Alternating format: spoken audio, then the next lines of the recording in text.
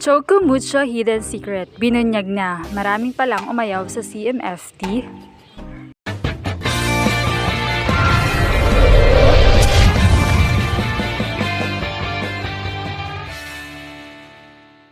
What's up, Volleyball Nation? Welcome back to my YouTube channel. Narito ako para magbigay sa inyo ng updates tungkol sa mundo ng volleyball.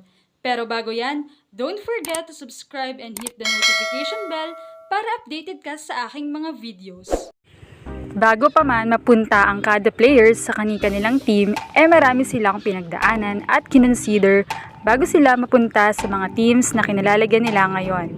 May ilan sa mga player na maraming nag-offer, nagbigay ng interes sa kanila at ang iba ay pinalampas ang isang team para sa iba pang team na kanilang na-consider.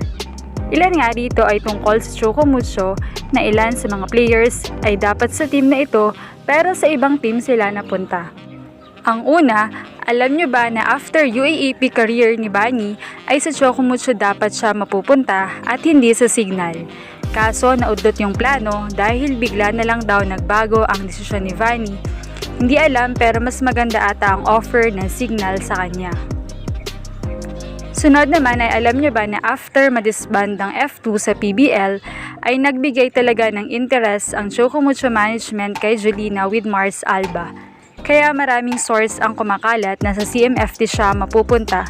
But in the end, hindi rin natuloy because of health issues ni Jolens. At isa pang dahilan ay ang bonggang offer ng Farm Fresh sa kanya. Kaya ang nangyari, si Mars lang ang pumirma ng kontrata sa CMFT at si Julina sa Farm Fresh. Katlo, alam niyo ba na ang dream team ni Faith ang Choco Mucho because of her ate sa Ateneo na si Maddie, Ponggay at Kat.